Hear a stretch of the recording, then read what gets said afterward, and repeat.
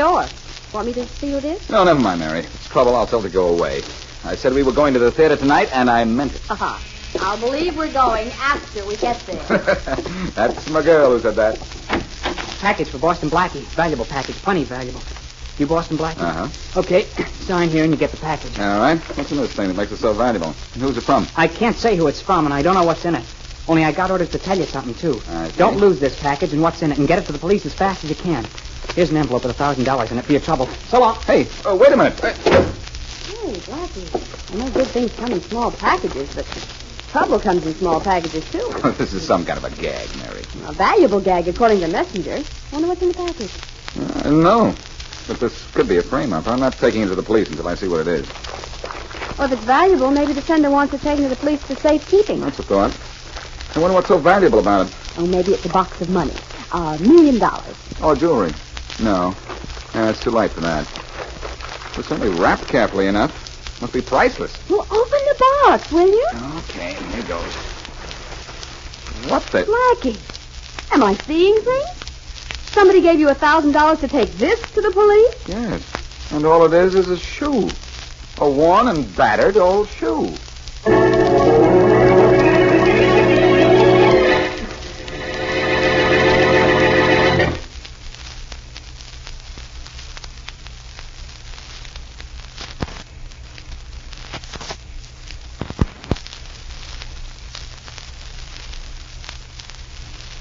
And now back to Dick Calmer as Boston Blackie.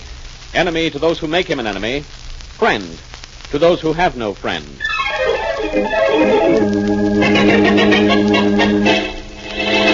Look, Blackie, it's bad enough when you clutter up my office with a bunch of worthless things, including yourself. But when you bring me an old shoe... Now, wait a minute, Faraday. I thought this shoe was some kind of a gag, too, but I was paid $1,000 to deliver it to you.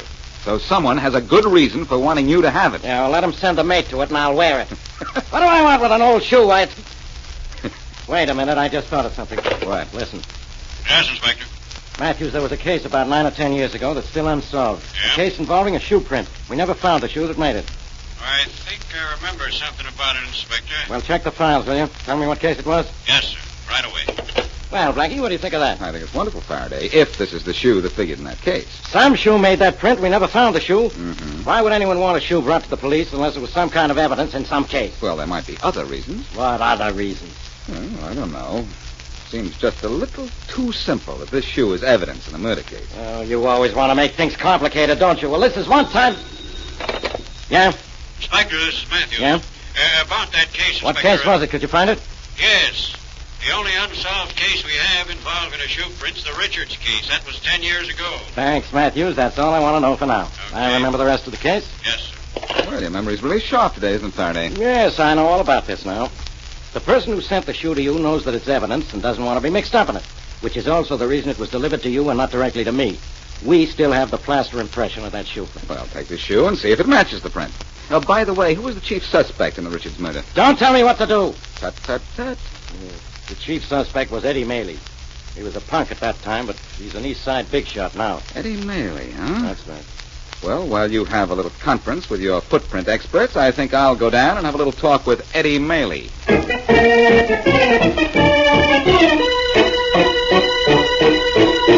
Mr. Melly, I heard over at the joint that Mickey Elvis is looking for you on account of that diamond robbery we pulled. Looking for me, is he, Tom? Yeah. Well, he knows where to find me. Why doesn't he drop in? Because he knows we'll drop him, I guess. I'm going to take it. Hey, Mr. Maley, something smashed the window. Keep your guns where they are, boys. Mr. Maley, it's Boston Black. So I see. What's the idea coming through the window, Blackie? Well, I wanted to get in to see you, and some guy at the door had a different idea. Hope I didn't catch you when you were busy, Maley. I'm never too busy to see an old enemy, Blackie. Tom, I'll talk to you later. Hey, sure, Mr. Maley. Sit down, Blackie. No, thanks. I prefer to stand. That's up to you. What can I do for you? Just remember a few things about the Richards murder case, Maley. The Richards For 10 years, the plaster impression of a footprint has been waiting at police headquarters for the shoe that would fit it. Well, we think that shoe turned up this evening, and it might be your shoe. Don't look at me, Prince Charming. I'm not the Cinderella you want. Maley, you were never brought to trial in the Richards case, but you were Richards' only enemy. You don't know what you're talking If that shoe about. fits that plaster impression, and if Faraday can prove that shoe belonged to you, you'll go to trial in the chair. Thanks for the warning, Blackie. So long, Mary. I'll be seeing you, you'll be sorry to hear. The window's open. Why don't you go out the way you came in? You're going out of this world the way you came in. You're going to be carried out. So long.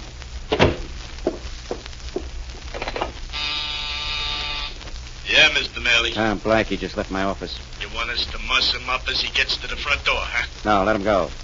But send Dan down to the airlines office right away and get me a ticket to Mexico on the first flight out.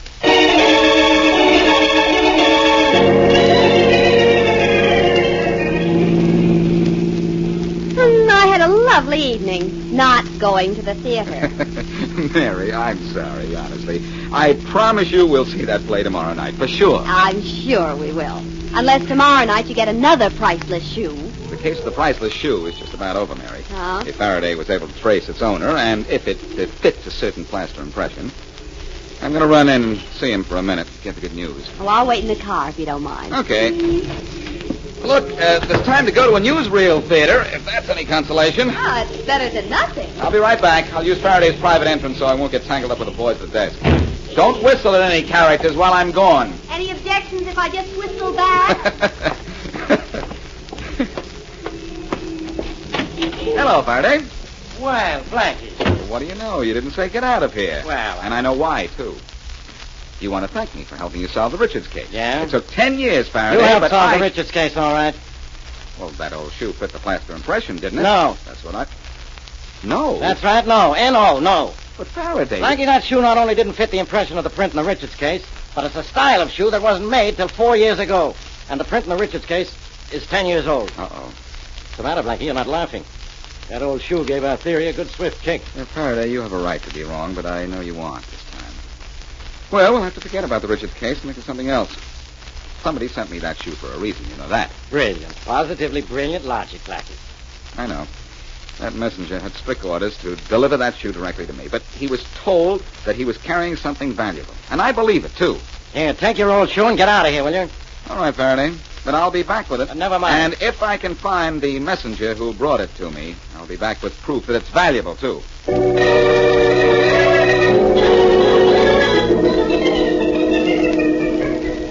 Paper? Paper? Who'll buy a paper Good from evening, an old... Mr. Johnson. Oh, Miss Brown. Yes? You never fail to get a paper from me, do you? Haven't missed in years. How's everything? The same as it's been at my newsstand every night since you bought my first paper. Yeah. Here you are. Thank you. And how's Mr. Brown? Fine, thank you. See you tomorrow evening. Good night. Hi, Mr. Johnson. Paper. Paper. Latest papers. Let's wait across here, Roger. mister? Lights will change any minute. Well, might as well cross here as anywhere else, Bill. Paper. Will you buy a paper, please, gentlemen? Oh, why don't you get lost? What a disposition you got, Rod. Buy a paper from the guy. Get lost, will Here, you? Grandpa. This won't buy a yacht, but I'll buy paper from you. Keep the change. Thank you. Thank you very much. Paper. Who'll buy a paper? Hey, come on, Bill. Lights change, let's cross. Oh, come on, will you? Okay. Holy mackerel, what a disposition you got. Did you inherit that from your old man? I inherited nothing from him. I love this. Me with an old man worth $500,000, and I haven't got a dime. You'll get the money soon. As your lawyer, I can promise that. So what do you care? I care because I want it now. I want to feel it in my pocket. I want to spend it. I want to be rich. I know. I was born to be rich, Bill. And until I am, I'm going to be miserable. I wonder if you won't still be miserable after you get your old man's money.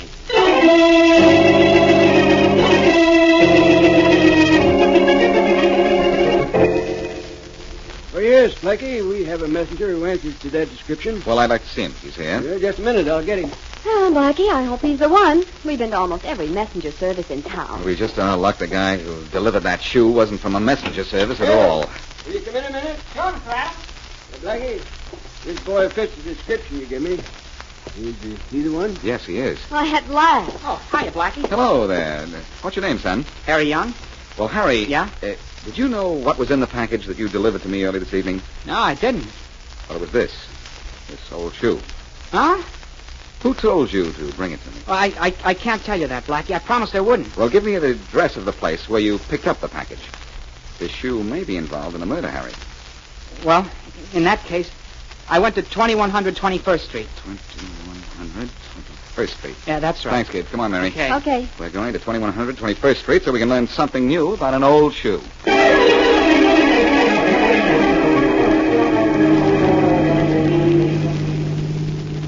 Love the way we went to the newsreel theater, Blackie. Oh, Mary, I know one that's open till 4 in the morning. Uh-huh.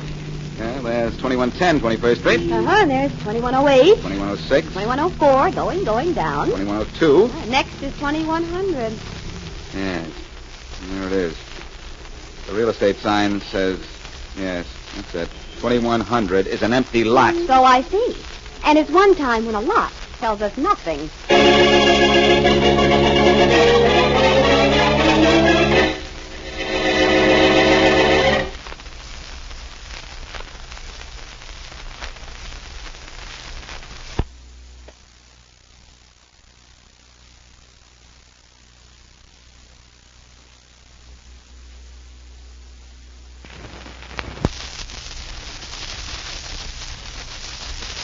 Now back to Boston Blackie.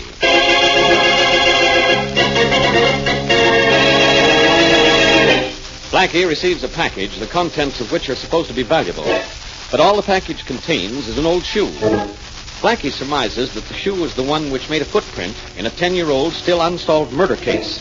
But it isn't. Blackie then finds out at what address the shoe was picked up for delivery. The address is an empty lot. As we return to our story, it is the next day. An old man is selling papers at his street corner newsstand. Papers. Who'll buy papers from an old... Mister? Oh, hello there, son. How's the messenger business today? Okay, Grandpa. Hey, but look, I gotta talk to you. Why, did something go wrong? No, everything went off okay. You delivered that package to Boston Blackie and you told him to take it to the police? Yeah, sure. I took your dough to do it, so I did it. Hey, but look, Grandpa, what cooks? Well, what do you mean? Well, you said that package was valuable, but all that was in it was a crummy-looking old shoe. Son, I told you not to look at what was in that package. I didn't, but Blackie came and told me what was in it. And then you told him you delivered it for me. No, Son, you I shouldn't. didn't do that. I didn't open my yap, Gramp. And I even told Blackie that I picked up the package from you at an empty lot. Oh, thank you, son, thank you. You'll be rewarded for what you've done. Look, that dough you gave me was plenty for the job. But I sure wish I knew what was such hot stuff about that old shoe. My boy, Yeah? to someone in this town, it's worth $500,000.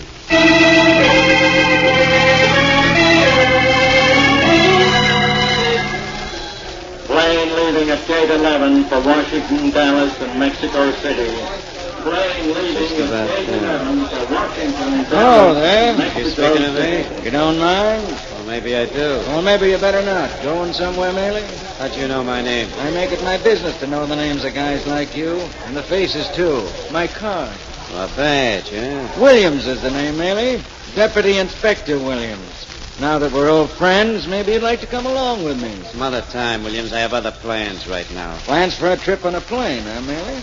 I don't think you'll like it in Mexico. The chili con carne might not agree with you. Besides, I don't think Inspector Faraday would like you leaving town. Look, I'm not doing anything wrong. No, but there's a chance you did do something wrong, and very recently. Come on, Maley. Inspector Faraday wants to talk to you. You haven't any right to take me in. I know. Isn't that all? Come on, Maley. Let's get moving. Hey, wait a minute. My plane's leaving. Isn't that a coincidence? Your plane's leaving, and so are you. Only you're heading in different directions.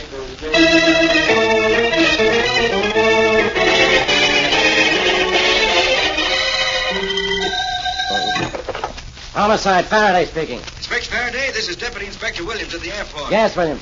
Guess who was down here getting ready to board the plane for Mexico? Oh, a Mexican? A guy we don't like here and they won't like in Mexico. Eddie Maley. Maley, huh? Yeah, I spotted him just a minute ago. And Blackie talked to him yesterday about the Richards murder case. Yeah, I know. But I found a lot of stolen diamonds on him. The stuff taken in that big hold-up last week. Swell. Don't go away, Inspector. I'm bringing him in.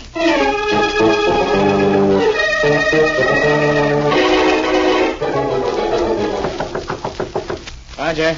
There's someone at the door. All right, you answer it, will you, Bill? How lazy can a guy get? All right, I'll answer. Yeah? Hi, Mac. I'm a reporter from the Star-Journal. I'd like to talk to Roger Hollister. Okay, come in. Roger, it's a reporter to talk to you. You talk to him, Bill. You're my lawyer. Well, I'd like to talk to you, Mr. Hollister. What about? About the money you're coming into next week. I understand it's quite a lot and that you're getting married, too. Beat it, will you? I hate reporters. Roger, what's the matter with you? It won't do you any harm to talk to him. Look, you talk to him if you want to, Bill. I'm going to read a book. Say, what's the matter with that guy? Nothing. He's just his usual disagreeable self. Well, look, maybe you'll tell me what I want to know. Maybe. Young Hollister gets his dad's dough next week, right? Yeah, a week from today. I understand nobody knows whether old Hollister is dead or alive. No one knows for sure. He just left home for his office one morning and was never heard from or seen again. Mm-hmm. Neither he nor his body have ever turned up anywhere. But it'll be 7 years to the day next Wednesday, huh? That's right. And at the end of 7 years, old Hollister is legally dead, and young Hollister goes from rags to riches. And from bachelorhood to married life. Some break for the dame he's marrying. Young Hollister inherits, huh? Quite a hunk of dough it is, too. Yeah, Roger's the only living heir. His mother was killed in an auto accident 2 years ago. And neither she nor the son could touch a cent of the old guy's money all the years he's been missing. Not a dime of it. But next week, Roger gets it all. Well, some guys get all the breaks. Yeah, I know. But why is it, friend, that it's generally the wrong guys?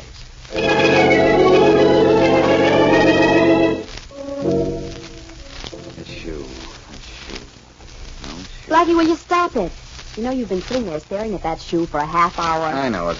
Mary, look at it. Sitting there on the table. Now, what Now, how can you be interested in an old shoe when there's so much in the newspapers? What's in the newspapers with news? Well, Roger Hollister's getting married. So what? A shoe. An old shoe. Who's Roger Hollister? The sole survivor of the famous Hollister family. What an old shoe. See, the Hollister family certainly had tough luck. Roger's mother was killed in an accident 2 years ago, and his father disappeared nearly 7 years ago. Roger comes into $500,000 a week from today, when his father will be declared legally dead. Mary, why would an old shoe be valuable? I don't know. Wouldn't it be funny if old man Hollister were alive? I'll bet anything his son wouldn't be getting married next week. Could be. He's marrying Sally Lawrence, and she marries for money at least once a year. Mary. What's the matter? Mary, the shoe. The shoe, I think I've got it. I'll say you've got it, and you can have it. Mary, it's impossible. It just can't be true. Don't tell me, Blackie. I know it can't be true, but it is. All I can say is, if it is, I know why that shoe was sent to me, what it means, and how that one shoe is going to walk right down the aisle and break up a wedding.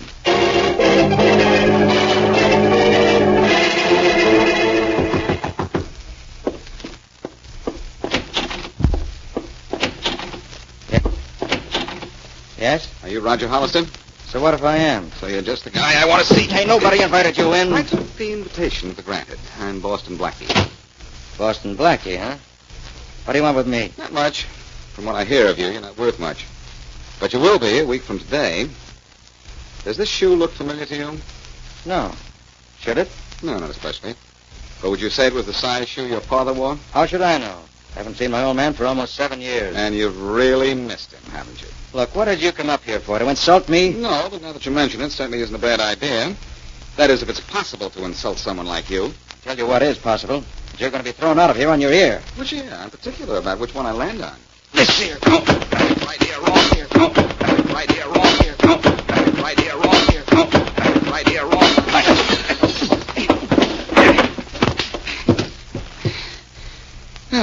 Very unpleasant visit, Hollister. I'm going to see Faraday now. But if I were you, I wouldn't mention the fact that I was here. If you do, I might come back.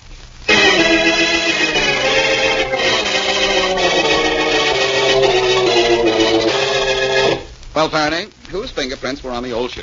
You only brought it back an hour ago. What do you think? We have nothing else to do but check it for you? No, but I think you did. We did.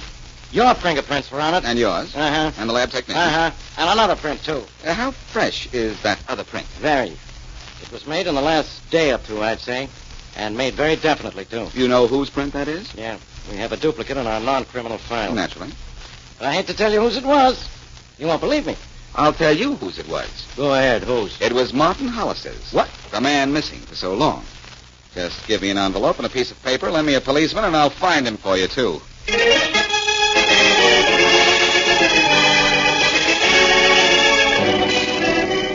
Papers?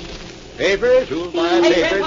Grandpa. Oh, hello there, son. Still delivering messages? Yeah, and this time I got one for you. For me? Uh-huh. A man came into the office and asked for him. Then he gave me this envelope and told me to deliver it to whoever sent that old shoe to Boston Blackie. Oh, I see. Maybe you better open it, huh? And maybe you want me to take a message back. The guy said he'd wait in the office. Yes, I'll open it. Look, Grandpa, what cooks? I don't know. I couldn't sleep last night thinking about that old shoe. Are you nuts or something? No, but there are some people who might think so, son. What? Look, there's no message in this envelope. What? It's a piece of blank paper. Well, maybe I should have written your greeting, Who's Grandpa. Blackie. Thanks for making it easy for me to follow you, Harry. And if you want to know who gave you that envelope to deliver, it was a policeman I borrowed from Faraday. Blackie, I didn't want anyone to find me, but you know who I am, don't you? Yes, I do. You're Martin Hollister. Yes, I am. I'm glad to know you're alive, which is a sentiment that I don't think will be shared by your son.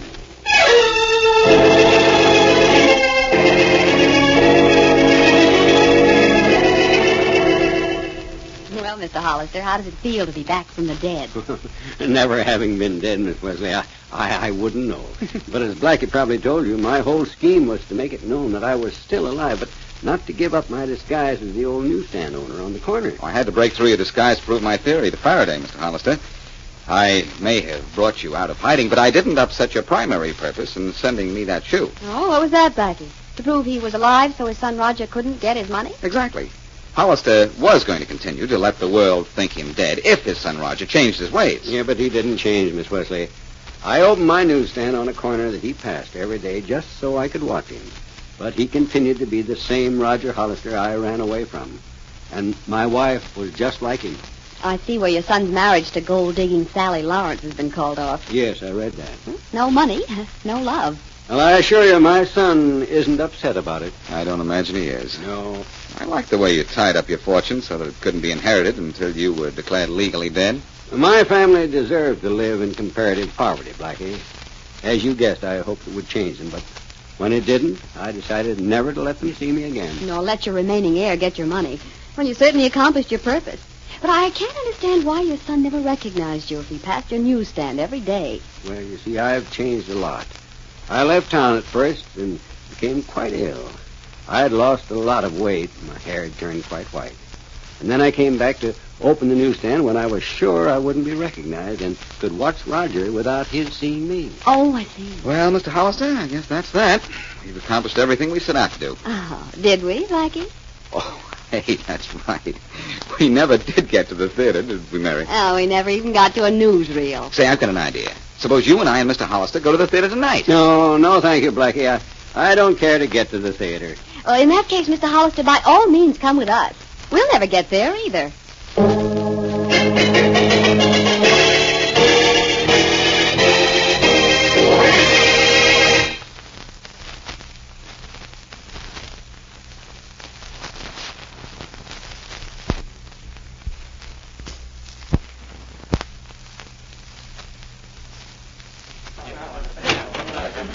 Gentlemen, Mr. Jeffers. Be seated, gentlemen. Be seated.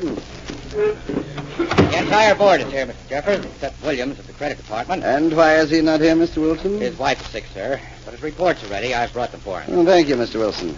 We'll get to the credit reports in just a minute. Gentlemen, this is a sales meeting, and the purpose of this meeting is sales. And what creates sales, Mr. Wilson? A satisfied client and a client who is able to pay the price we ask. A satisfied client represents a sale already made, Mr. Wilson. To sell a product, the maker of that commodity must first create a demand for his product, and then deliver to the satisfaction of his customer. But, Mr. Jeffers, so far the market's been small. Our prospects are limited. We sell an expensive item, Mr. Weatherby, but market research will reveal to us a larger demand for our product than you realize. So to make more sales, we must investigate the market more thoroughly. We're in business for profit, and we need a greater turnover. We mustn't forget the risks, though, Mr. Jeffers. Yes, we must give great consideration to credit risk, Mr. Wilson. And the percentage of profit must outweigh the percentage of risk. And where does our greatest risk lie? With, our clients? Exactly right, Mr. Weatherby. Therefore, the character, the reliability, the motives, and the credit rating of our prospective clients must be given careful scrutiny. Because we must remember, gentlemen, that the commodity we sell is murder.